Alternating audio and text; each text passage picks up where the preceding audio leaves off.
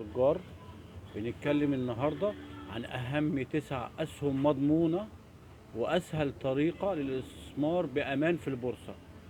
قبل ما أقول التسع أسهم المضمونة، 3 نصايح بقولها لكم عشان الاستثمار في البورصة.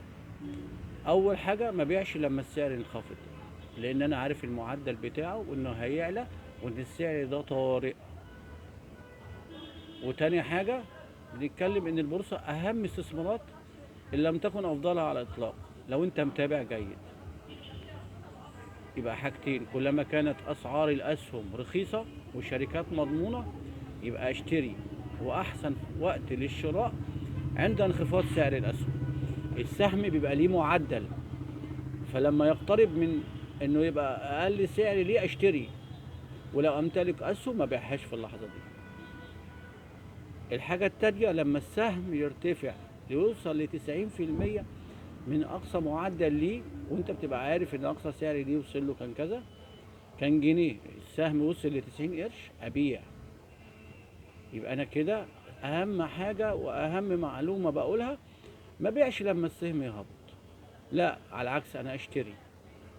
أنا بس أشتري لما أعرف إنه سعره أقل سعر ليه 30 قرش وصل 40 قرش، يبقى أشتري في اللحظة دي. أبيع لما أعرف إن سعره جنيه وصل 90 قرش، أبيع. يبقى أنا كده ما اضمنش برضه، ممكن ما يوصلش للجنيه، وبرضه كده المخاطرة قليلة. يبقى دول 3 معلومات: شركات مضمونة، سهم رخيص. اشتري امتى؟ لما السهم يقترب من ادنى حد له. ابيع امتى؟ لما السهم يوصل ل90% من ثمنه، الماكسيمم المحدد ليه في الفترات بتاعته. لان انت بتبقى متابع للسهم بتاعك، بجنيه وصل 90 قرش ابيع، المينيمم بتاعه 30 قرش وصل 35 40 اشتري. عند الهبوط حتى لو معايا اسهم ما اشتريش.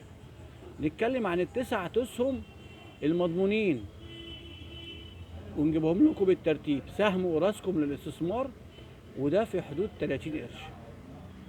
سهم اوراسكوم للاستثمار، وده في حدود ال 30 قرش، ده رقم 1.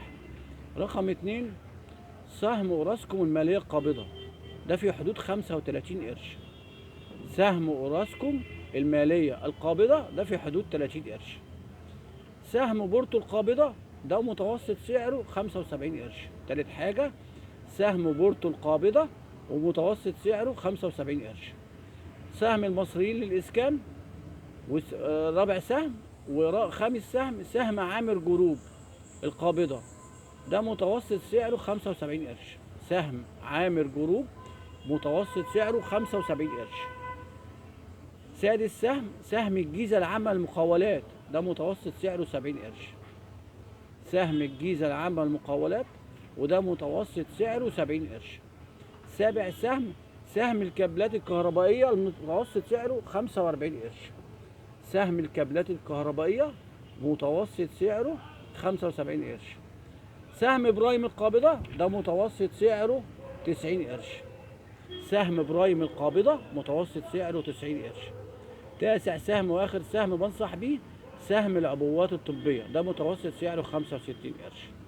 يبقى قلنا اوراسكوم استثمار، اوراسكوم مالية قابضة، بورتو المصريين للإسكان، عامل جروب القابضة، الجيزة العامة للمقاولات، برايم القابضة، العبوات الطبية. وقلنا نبيع لما السهم يوصل ل90% من قيمته. أهم نصيحتين، إن تكون الشركة مضمونة والسهم رخيص، اشتري وأنا مطمن. بستنى اللحظة اللي السهم يقترب من الحد الأدنى، لو سعره 30 قرش زي ما قلنا وصل 35 قرش اشتري. لو عندي أسهم ما بيعش، أنا هيطلع تاني يوصل للماكسيمم بتاعه للجنيه، لما ليه يقترب من الجنيه أبيع وما اشتريش في اللحظات دي.